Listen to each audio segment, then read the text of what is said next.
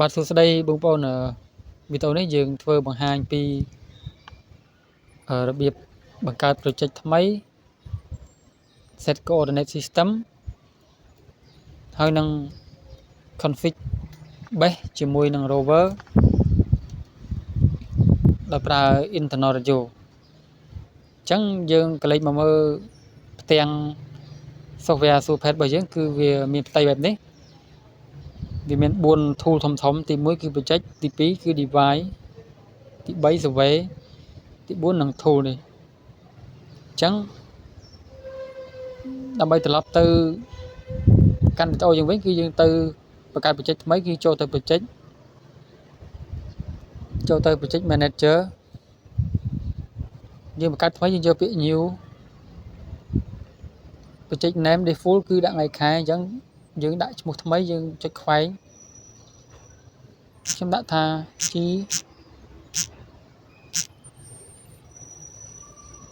GPS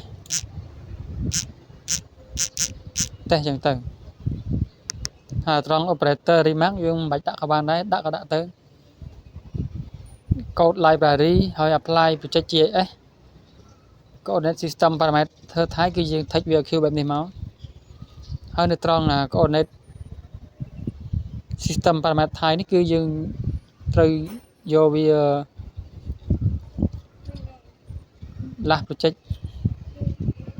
បែបនេះត្រូវហើយនៅត្រង់ហ្នឹងចង់មានន័យថាម៉េចគឺបើយើង set up coordinate system ដំបូងហើយពេលយើងធ្វើលើក្រោយយើងអត់បាច់ចាំ set up coordinate system ទេគឺវាភ្ជាប់មកជាមួយនឹង coordinate system last project នេះហើយអញ្ចឹងគឺយើងត្រូវយកបែបនេះអញ្ចឹងអូខេមកអញ្ចឹងយើងចូលមកកាន់កន្លែង set coordinate system នៅត្រង់នេះបើសិនជាយើងបង្កើត project លើកទី2យើងចុចទៅអូខេទៅបានហើយតែសារវាយក last project អញ្ចឹងតែឥឡូវនេះខ្ញុំបង្ហាញពីរបៀបថ្មីអញ្ចឹងយើងយកពាក្យ use existing ហើយយក predefine projection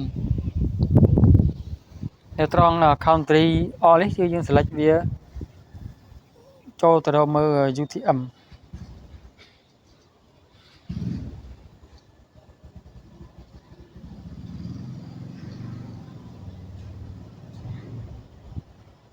នេះ UTM ដោយសារនៅកម្ពុជាយើងគឺយើងប្រើ UTM បន្ទាប់ពី country យក UTM ហើយនៅក្នុង coordinate system នេះយើង scroll មករកមើល WGS 84 UTM 048N នេះ 48N 102 108អញ្ចឹងចុចអូខេមកបន្ទាប់ពីយើង select zone ឲ្យត្រឹមត្រូវហើយត្រង់ ellipsoid នេះគឺវា text Q បែបនេះហើយព័ត៌មានវាខាងក្នុងគឺត្រឹមត្រូវហើយហើយprojection parameter នេះក៏វា load Q ដែរបើថាវាមាន UTM មាន media នៃវាត្រឹមត្រូវហើយ105នេះអញ្ចឹងយើងចូលមកខាងក្រោមវាមកការបង្កើត coordinate system គឺវាមានតែប៉ុណ្្នឹងទេយើងអាចអូខេបាន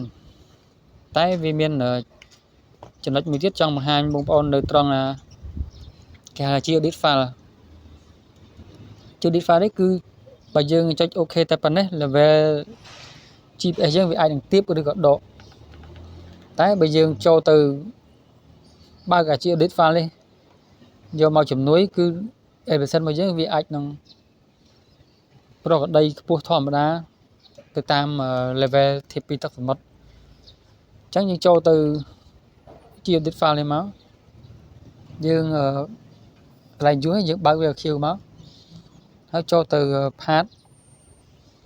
តមកចូលទៅ go to internal store ហើយ root name មកខាងលើគេ scroll ទៅមើលរកពាក្យ download នេះគឺជា file geodit ដែលខ្ញុំបាន download ទុកនៅក្នុង folder download នេះយើង select លើវាមកចុចអូខេទៅចុចអូខេទៀតមកនេះបងប្អូនឃើញវា load ជាប់ពណ៌ខៀវហើយបានថាវាប្រកាស file ហ្នឹងមកប្រើហើយអញ្ចឹងយើងចុចអូខេបានអញ្ចឹង level GPS យើងគឺវានឹងត្រឹមត្រូវហើយនៅត្រង់ coordinate system នេះ ពេលយើងបង្កើតលើក្រោយយើងមិនបាច់ចាំធ្វើអញ្ចឹងទៀតទេយើងគ្រាន់បង្កើត project ហើយចុច OK ទៅដោយសារវាយក last project ហើយអញ្ចឹង OK ទៅការបង្កើត project នឹង coordinate system គឺរួចរាល់ហើយអញ្ចឹងយើងចូលទៅconfig base ហើយនឹង rover តាមរយៈ internal radio អញ្ចឹងយើងចូលទៅកាន់ tool ទី2គឺ device ទៅ connect ទៅ base ដោយសារនេះវាជាប់ Bluetooth ជាមួយនឹង rover វា last device មុនអញ្ចឹងខ្ញុំផ្ដាច់វាចោលសិនអញ្ចឹងខ្ញុំភ្ជាប់ទៅ base គឺយើងភ្ជាប់តាមរយៈ Bluetooth នេះបងប្អូនចង់ភ្ជាប់តាម Wi-Fi ក៏បានដែរអញ្ចឹងខ្ញុំយក Bluetooth base ID Bluetooth វាគឺក្បាល X7 កន្ទុយ16ខ្ញុំ connect ទៅ device single internal rate base current work mode base នោះ controller យើងនឹងភ្ជាប់ទៅ base ហើយគឺវាលោតសញ្ញាពណ៌ខៀវបែបនេះអញ្ចឹងយើងចូលទៅ base អញ្ចឹងនៅត្រង់ current នេះគឺវាជាព័ត៌មានចាស់អញ្ចឹងខ្ញុំនឹងបង្ហាញបងប្អូនយកពាក្យថ្មីតែត្រង់នេះខ្ញុំចង់ប្រាប់បងប្អូនបន្តិចបើករណីយើងការបញ្ចេញក្រោយទី2ទី3អីរហូតហ្នឹងគឺយើងមិនបាច់បង្កើតថ្មីទេយើងចូលមកកន្លែង configuration នេះយើងមើលអា file name radio ដែលយើងបាន save វានៅក្នុង config នេះគឺយើងចុចលើវាហើយ apply ទៅគឺវាអាចប្រើបានហើយយើងផ្លាស់ប្ដូរទៅ coordinate base ទៅបានហើយតែនេះយើងនឹងបង្ហាញពីរបៀបបង្កើតដំបូងយើងចូលទៅ new អញ្ចឹងយើងចូលមក internal radio នេះត្រង់ file name នេះគឺយើងដាក់ឈ្មោះវាតែឥឡូវខ្ញុំដាក់ថា C លេខ 2 ទៅយើងប្រើ channel លេខ 2 ទៅអញ្ចឹងណាហើយ work mode នេះយើងយកវាជា base ហើយនៅត្រង់ start up mode នេះគឺយើងកន្លែងដែលយើងបញ្ចូល coordinate ហើយនឹងកម្ពស់អីឲ្យទីតាំង base អញ្ចឹងយើងចូលទៅកាន់វាទៅចូលមក input base នេះមកនៅត្រង់ base coordinate នេះវាមាន2ករណីខ្ញុំបញ្យល់បងប្អូនបន្តិចត្រង់នេះវាទី1វាអាចករណីយើងឲ្យវាចាប់ coordinate ពី satellite មកថ្មីករណីយើងអត់មាន coordinate BM យើងវាស់កម្រងដបងអីអញ្ចឹងយើងសន្មតអញ្ចឹងគឺយើងអាចចូលមកកន្លែងមូខាងឆ្វេងដៃនេះមកបែបនេះមកគឺវាលោត coordinate អូតូម៉ាទិកពី satellite មកបែបនេះហើយអញ្ចឹងយើងចុច OK បានតែបើករណីបងប្អូនមាន coordinate BM ប្រតិចចាស់ដែលយើងត្រូវវាយបញ្ចូលអញ្ចឹងយើងត្រូវចុចខាងស្ដាំដៃមានរូបម្រាមដៃនេះចុចលើវាមកអញ្ចឹងវាឲ្យយើង add coordinate នឹងបញ្ចូលសិនហើយយើង add មកវានឹងចេញបែបនេះហើយ coordinate type គឺយើងយក local coordinate នេះត្រូវហើយអញ្ចឹងយើងវាយ coordinate BM របស់យើងបញ្ចូលមកឥឡូវយើងថា coordinate BM របស់យើង N វា 1273 074 ចុច 188 E 48 41 27ចុច 3 elevation វាគឺ 18907 ត្រង់កូដនេះយើងដាក់ថា BM1 ទៅតពីហ្នឹងហើយចុច OK មកវាបាន point ដែលយើង input បញ្ចូលហ្នឹងហើយយើងចុចលើវាចោត Q ហើយចុច OK មកវានឹងមកនៅកន្លែង base coordinate នេះហើយអញ្ចឹងយើង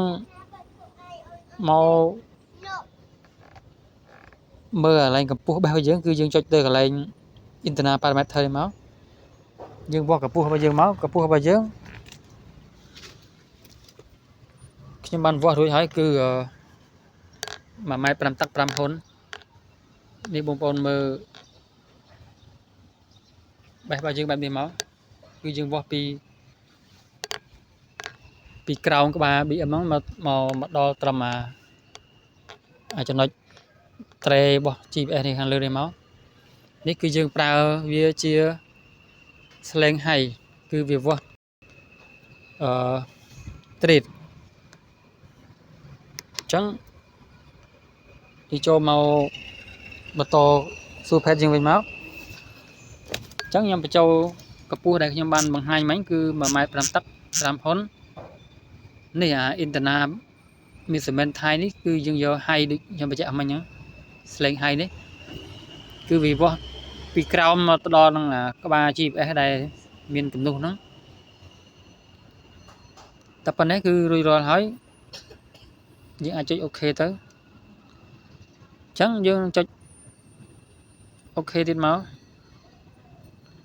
អញ្ចឹងយើងអត់ទាន់ apply ទេយើងមកមើលកន្លែង deep mode នេះយើងត្រូវជ្រើសរើសយក RTCM 3 MSM បងប្អូនចំណាំកន្លែងហ្នឹងណាហើយកន្លែង cut off and go នេះគឺយើងយក10អញ្ចឹងទៅ start base app នេះគឺយើងបើកវាអញ្ចឹងមកអញ្ចឹងនៅកន្លែង data link នេះគឺយើងយក internal radio ដោយសារយើងប្រកាស config វាជា internal radio អញ្ចឹងយើងយក internal radio ទៅសម្រាប់ channel គឺខ្ញុំយកលេខ 2 ដោយសារខ្ញុំដាក់ file name លេខ 2 យើងយកលេខ 2 ចេះមកអញ្ចឹងកាលណាយើងយកលេខ 2 frequency វាគឺ 440.125 ចំណែក protocol នេះគឺយើងយក Temasri ចេះហើយ power យើងយក high ទៅអញ្ចឹងយើងត្រូវចុច save and apply ព្រោះដំបូងគឺយើងចុច save and apply ដើម្បីវាជាប់ config ហ្នឹងនៅក្នុង configuration ដើម្បីលើកក្រោយគឺយើងជ្រើសរើសវាយកមកប្រើយើងកែទៅ coordinate base ទេអញ្ចឹងចុច save and apply ទៅ Single.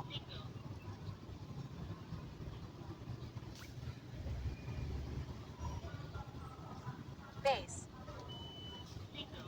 ពេលវាលើសម្លេងទៀតបែបនេះគឺបេះវាចាប់ដើមផ្សាយហើយអញ្ចឹងបងប្អូនមកមើលកន្លែង current របស់យើងគឺវាផ្លាស់ប្ដូរព័ត៌មាន database យើងគឺមកប្រើ internal radio channel លេខ 2 វិញ frequency 440 125 ហើយ protocol Temasri អញ្ចឹងយើងចាប់ផ្ដើមត្រឡប់ក្រោយមកយើងចូលទៅ connect ជាមួយ rover វិញចូល communicate យើងផ្ដាច់ Bluetooth ពី base វិញ The communication connection, no data. អញ្ចឹងយើងភ្ជាប់មក rover វិញគឺកន្ទុយ 07 ចុច connect ទៅ Device single. អញ្ចឹង rover យើងបានភ្ជាប់ Bluetooth ទៅហើយគឺវាលុត queue វិញហើយយើងចូលទៅកាន់វាទៅអាកន្លែង current របស់ rover នេះគឺវាជាប់ព័ត៌មានចាស់យើងប្រើជាមួយនឹង core អញ្ចឹងណាឥឡូវយើងមកប្រកាស config របស់វាថ្មីគឺយើងប្រើ internal យើងយកពាក្យ new ចឹងមកយើងចូលទៅ internal យកកន្លែង file name នេះ base យើងគឺយើងប្រើ channel លេខ 2 អញ្ចឹងយើងដាក់ឲ្យដូច base ដែរមកយើងដាក់ rover លេខ 2 ហ្នឹងទៅ base ប្រើ channel លេខបាន rover ប្រើ channel ដូចគ្នាហើយ frequency protocol ដូចគ្នាទៅវា fix អញ្ចឹង work mode វាយើងប្រើជា rover cut angle នេះប្រើ10អញ្ចឹងត្រូវហើយអញ្ចឹងកន្លែង data link នេះយើងយក internal យកឯងត្រូវហើយយើងដូរអាកន្លែង channel នេះគឺយើងយកលេខ 2 ឲ្យដូចទៅជាមួយនឹង base អញ្ចឹងកាលណាយើងដូរលេខ 2 ឃើញ frequency ហើយ protocol វាដូចគ្នាអញ្ចឹងយើងចុច save and apply ទៅដើម្បីឲ្យវា save អា config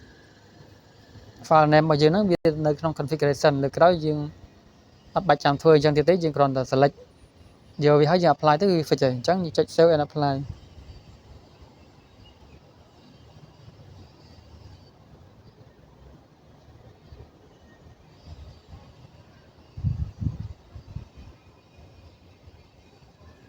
Current work mode. Internal radio.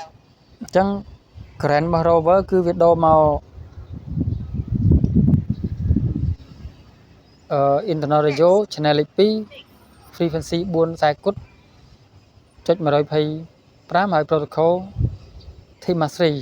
ព័ត៌មាននេះវាដូចទៅនឹង base ដែរអញ្ចឹងយើងចាក់ចេញវាមកយើងមកមើល solution របស់វាវិញនេះបងប្អូនឃើញនៅលើបារខាងលើរបស់វាគឺ solution វា fix ហើយអញ្ចឹងយើងអាចចូលមកកន្លែង survey យើងអាចធ្វើការវាស់វែងបន្តផ្សេងបានទៅតាមបងប្អូនធ្វើការដូចជា point survey ឬក៏ cat stake out survey ឬក៏ point survey stake out ឬក៏ line stake out ឬក៏ប្រើជា elevation control អញ្ចឹងជាដើមបានទៅតាមការងារដែលបងប្អូនត្រូវធ្វើបន្ទាប់ពីវា fix បែបនេះហើយឥឡូវខ្ញុំចូលឧទាហរណ៍ទៅ point survey ឲ្យមើលមួយទៅ